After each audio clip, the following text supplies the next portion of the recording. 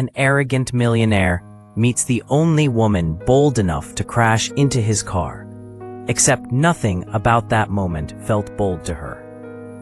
It was cold Chicago asphalt, a dying borrowed engine, and one wrong glide forward that slammed her into the kind of car she'd never touch in her dreams. His outrage hit before the sound of metal even faded. People stopped. Someone whispered his name. She stood there, breath shaking, holding the last $6.25 she owned, waiting for the verdict of a man who thought lives like hers were just background noise. And then he stepped toward her. Before we start, tell us from which city are you watching from, and don't forget to drop your thoughts at the end. Enjoy the story. Mara Levitt had spent most of her 26 years learning how to survive without making noise. She grew up in a small brick apartment on Chicago's South Side, raised by her grandmother, a retired school custodian with arthritic hands and an iron sense of right and wrong. From her, Mara inherited one unshakable creed: stand straight even when the world bends you. It was repeated at the kitchen table, in grocery lines, in doctors' offices when bills piled too high, and during nights when Mara cried quietly over schoolwork she never had time to finish. She worked long shifts in the cafeteria of St. Clair Medical Center, hair tied back, apron faded, sneakers worn at the heel. The job paid enough to keep lights on and medicine stocked, but not enough for safety or choices. Her world revolved around bus routes, coupon folders, and stretching single days' wages into full weeks. She knew exactly which stores had the cheapest tap water refills, and which downtown cafes judged her when she asked for hot water instead of ordering anything else. Despite all of it, she carried herself with a steady, unbroken dignity. Mara wasn't loud. She wasn't confrontational. She believed in work, in honesty, in showing up even when exhausted. She believed people could be decent if you met them with steadiness, and she believed that one day she'd find a path out, not toward luxury, but toward breathing room. Her grandmother's health was slipping. Her savings were gone, and the thin line between managing and breaking grew thinner by the week. Yet every morning, she repeated the creed under her breath, standing in the dim light of their kitchen. Stand straight. It was the only inheritance she had, the only thing she knew would never be taken from her. Mara's fragile hope came in the form of a single email, an invitation to interview for a community outreach coordinator position at a nonprofit partnered with the hospital. It wasn't glamorous, but it paid nearly double her cafeteria wage and offered health benefits her grandmother desperately needed. For the first time in months, Mara allowed herself to imagine a life where she didn't have to count coins before buying groceries or debate between bus fare and dinner. She printed her resume at the library because home ink was a luxury she couldn't afford. She ironed her thrift store blouse the night before, smoothing the collar 3 times until it looked crisp enough. She checked the bus schedule, then checked it again, calculating every minute between her shift ending and the interview beginning. If she got the job, everything shifted. Her grandmother's medication would stop being a monthly gamble. The electricity bill wouldn't keep her awake at night. She might even save a little. Maybe enough to fix the borrowed car she relied on to run errands. But if she failed, the hospital cafeteria wasn't guaranteed to keep her. Hours were being cut, staff rotated, and she could feel herself slipping through the cracks. This interview wasn't just a chance. It was the thin, trembling thread keeping her future from unraveling. The morning of the interview began with warning signs Mara tried hard to ignore. The borrowed car, her cousin's old dented Chevy, coughed twice before the engine caught. She whispered a thank you to no one in particular, and pulled onto the main road, clutching her envelope of neatly printed resumes and the exact $6.25 she'd saved for emergency parking. Traffic near downtown moved in its usual unpredictable rhythm. Mara stayed alert, tense shoulders creeping higher each mile. She rehearsed her answers at each red light. Strengths, dependability. Weaknesses, taking on too much. She almost believed she could do this. Then, 3 blocks from the interview building, the Chevy lurched. A grinding metallic groan filled the cabin. Mara's foot slammed the brake, but the car rolled forward anyway, a slow, helpless glide, and straight into the rear bumper of a sleek black Bentley.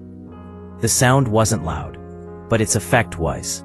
Doors opened, heads turned, people stopped in their tracks, eyes widening as they saw the collision of 2 worlds, a battered Chevy nudging a millionaire's luxury car. The Bentley's door swung open with sharp precision, and out stepped Elias Ward, tech founder, public figure, and the man whose face filled Chicago business magazines. His expression was sculpted arrogance. "What were you doing?" he snapped, not even looking at her first, just at the tiny scratch on his bumper. "Were you texting? Not paying attention? People like you shouldn't be driving in this district." Heat flared across Mara's face. She swallowed hard. "My brakes failed. I'm sorry, I tried to stop." Elias barked out a humorless laugh. "Sure, a convenient story." He turned to the gathering crowd. "This is why the city should enforce better vehicle inspections. Some of these cars shouldn't even be on the road." Someone filmed. Someone else whispered, "Isn't that Elias Ward? The billionaire?" Another voice muttered, "Look at her. Totally her fault." Mara's stomach dropped. She could feel her interview time slipping away, sliding through her fingers like sand. Elias pointed at her crumpled hood as if it were a personal insult. "You'll be covering this.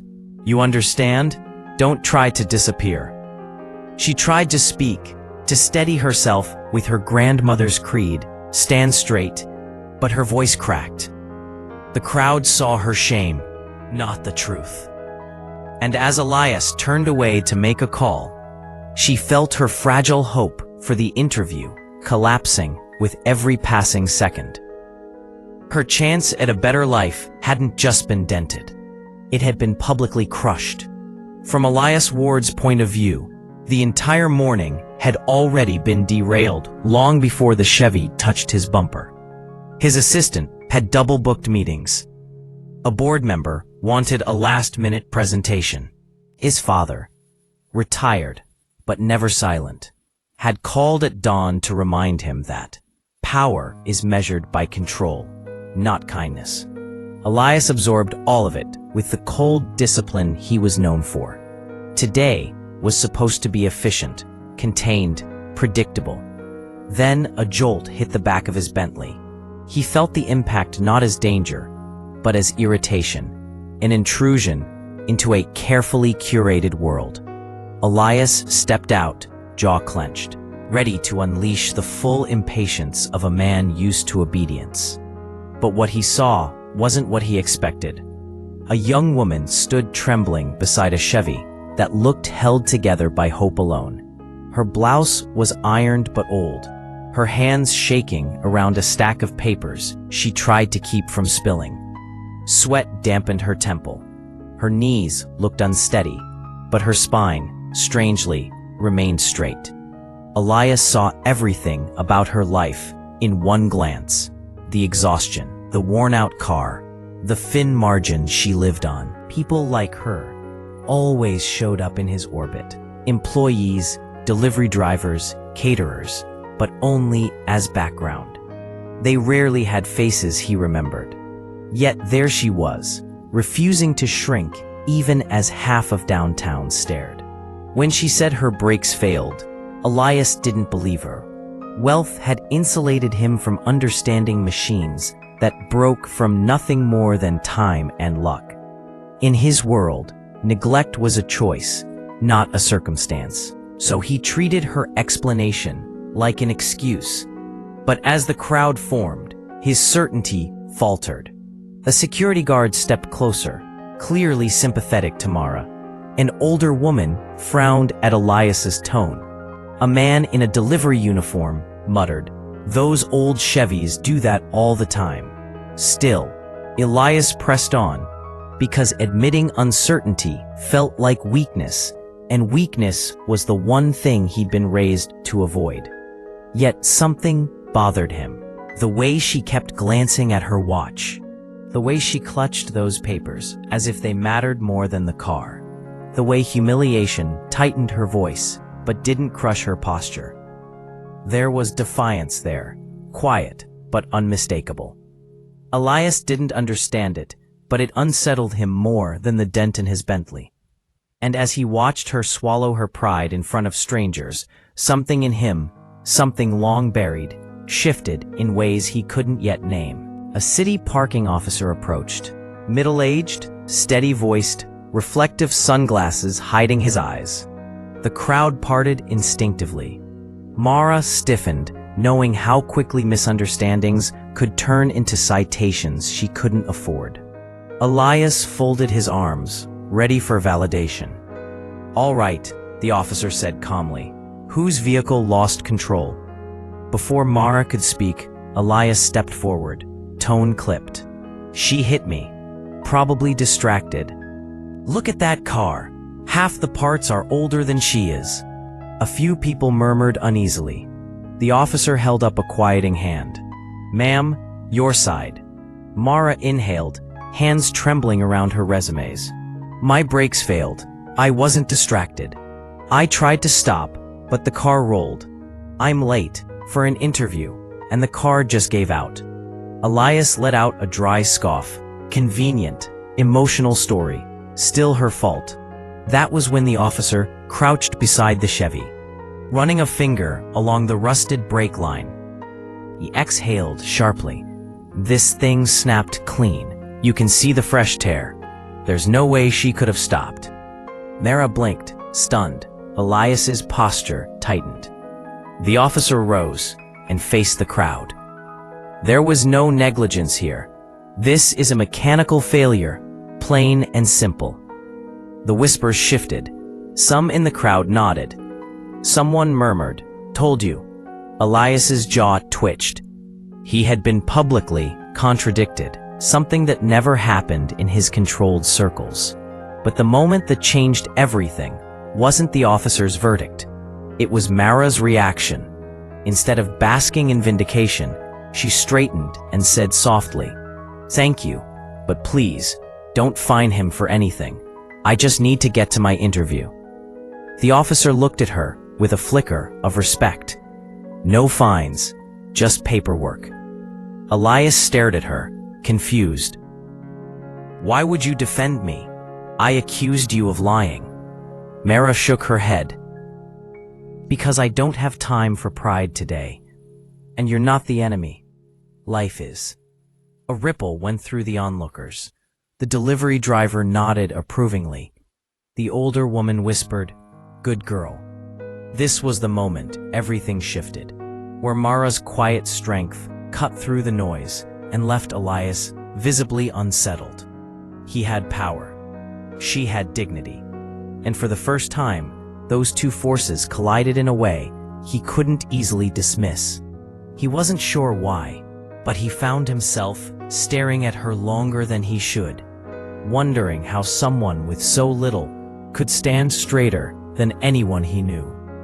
Mara reached the interview building, 20 minutes late, breathless, hands still shaking. The lobby smelled of polished floors and citrus cleaning spray, far from the cafeteria's steam and bleach. She hurried to the front desk, rehearsing apologies, clutching what was left of her resumes after the collision.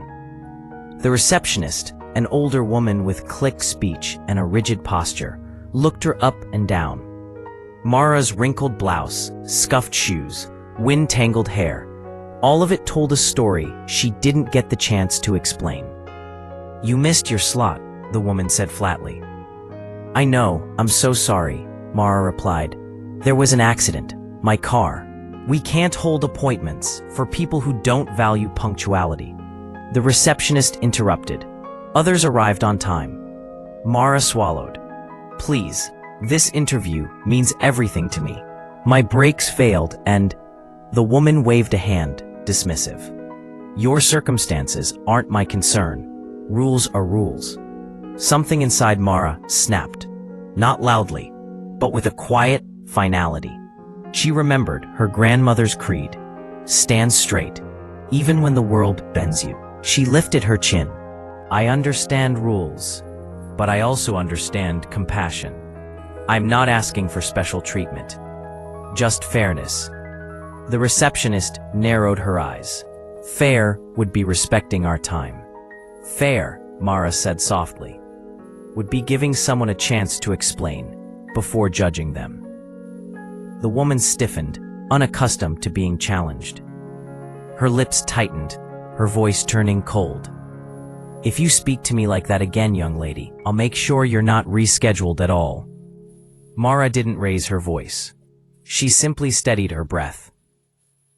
I didn't speak disrespectfully. I just stood up for myself. The receptionist glared, but something flickered in her expression. Annoyance maybe, or recognition. Still, she said, we're done here, and turned away. Mara walked out, heart heavy, but posture unbroken, carrying defeat, but not shame. Mara stepped back onto the street, feeling hollow, her breath fogging in the cold Chicago air. The interview was lost. Her last chance, gone. She stood at the corner, clutching her worn resume, fighting the tremble in her lip. She tried to swallow the ache, but it rose anyway. All she wanted was one chance. Just one. A voice behind her broke the stillness. You didn't get it. She closed her eyes. She didn't have to turn around to know it was Elias Ward. He stood a few feet away, hands in his coat pockets, expression unreadable. I followed you, he added, as if it were normal for a millionaire to trail someone on foot. I thought maybe, I don't know, maybe I could smooth things over. Mara stiffened. Why? Her voice cracked, despite her best effort. Because I made you late. She shook her head. No, my life made me late. My car made me late. You just made everything worse. Elias flinched, not visibly, but enough that she noticed. Then let me help. I can get you another interview. I know the program director. Mara finally faced him, eyes burning. Of course you do. That's not what I meant. It's exactly what you meant, she said, voice low but firm. You think everything can be fixed with a call, or money, or influence. That's how the world works, he replied, an edge rising in his tone. No, she shot back. That's how your world works. Mine doesn't bend because you feel guilty. Guilt flashed across his face, sharp and unfamiliar. I'm trying to make it right. She laughed, a small, bitter sound. You're trying to erase your part in it. That's not fair.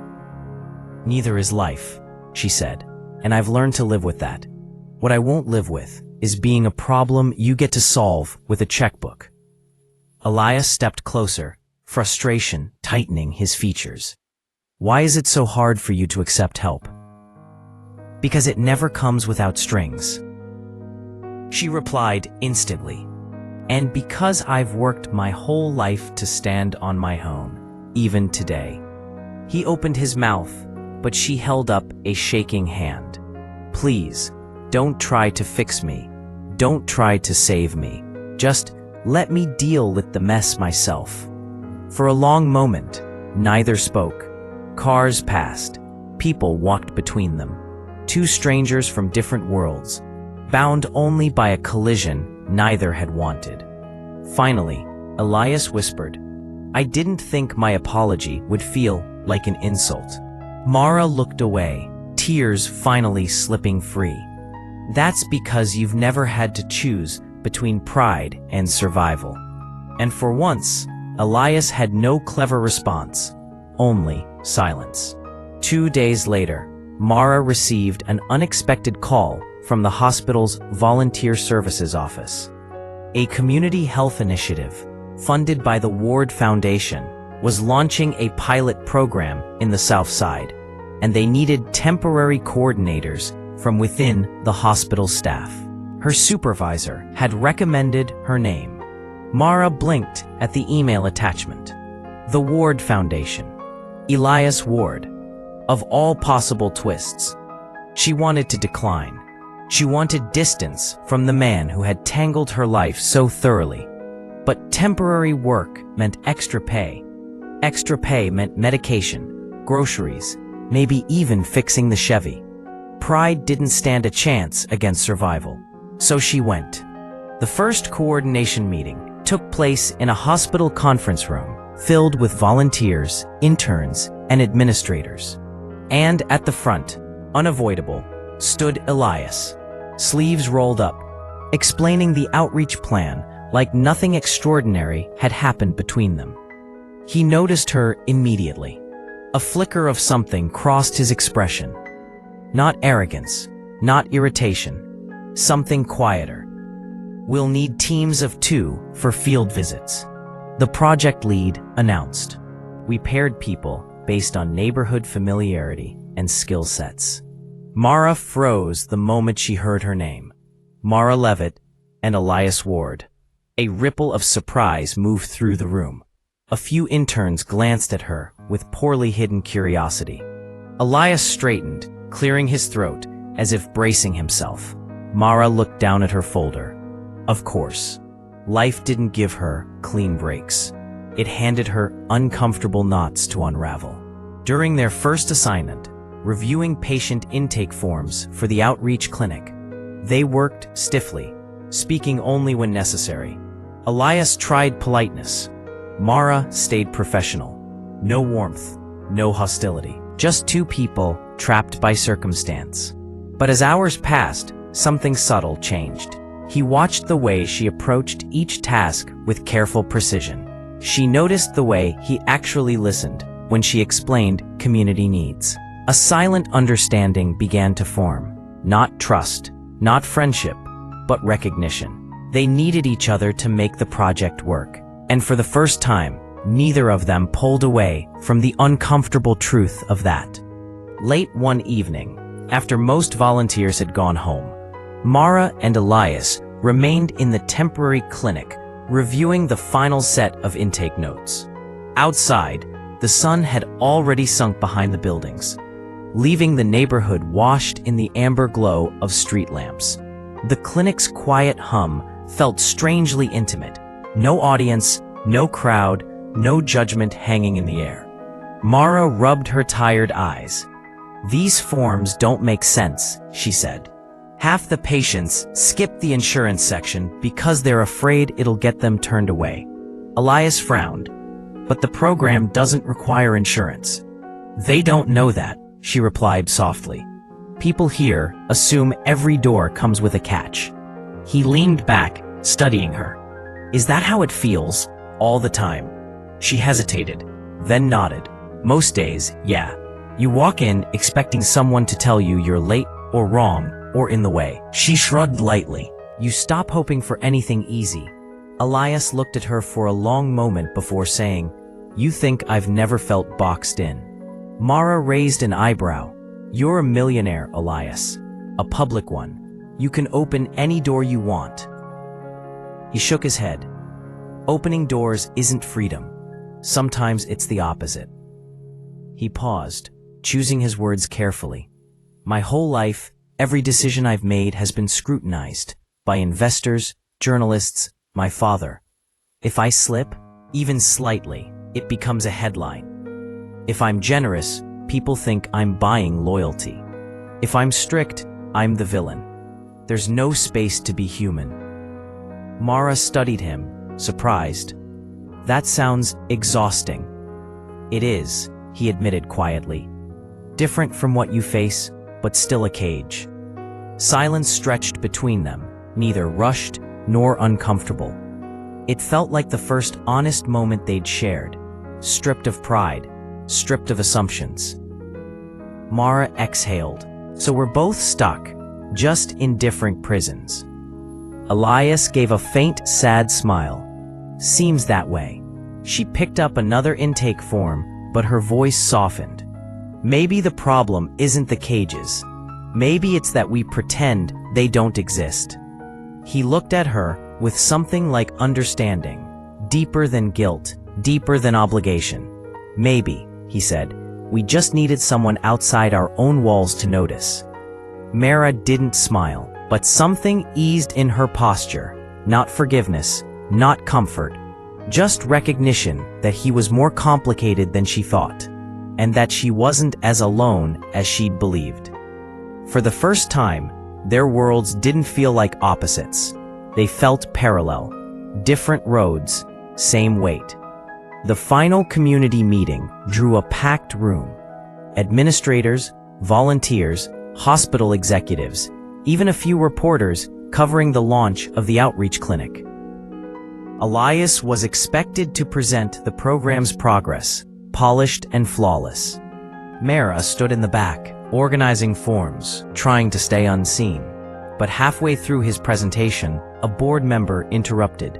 "Mr. Ward, there were delays on the first day. Your report blames staff inefficiency. Who exactly caused the setback?" Mara froze. She recognized the tone, the same quick judgment she heard at the interview reception desk. The room turned expectant, waiting for Elias to confirm the convenient narrative. He glanced at her, just once. Then he faced the crowd. "The delay was my fault," he said clearly. A ripple moved across the room.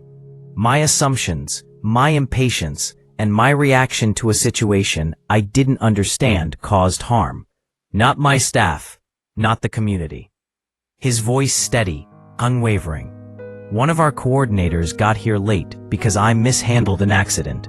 She stood straighter than I did that day, and I'm standing here to say so." Eyes followed his line of sight to Mara. For the first time, she wasn't invisible. She wasn't the problem. She was the one being acknowledged publicly for her truth and courage. Power had shifted, and she hadn't had to bend at all. A week later, Mara found herself standing on the same stretch of Chicago asphalt where the Chevy had rolled into the Bentley. The street was quieter now. No crowd, no whispers. No judgment hanging in the air. Just the faint breeze and the distant hum of passing cars. Elias joined her, hands tucked into his coat pockets, gaze fixed on the faded scrape their collision had left on the curb. "Funny," he said softly. "I used to think this spot ruined my day." Mara exhaled, a tired but genuine sound. "I used to think it ruined my life." He nodded. Maybe it did the opposite. She reached into her pocket and pulled out the same $6.25 she'd held that morning. Those coins and crumpled bills that once represented the thin line between dignity and desperation. She set them on the curb gently, like laying down a burden. "I don't need this reminder anymore," she said. Elias didn't touch the money. He simply looked at her with quiet respect.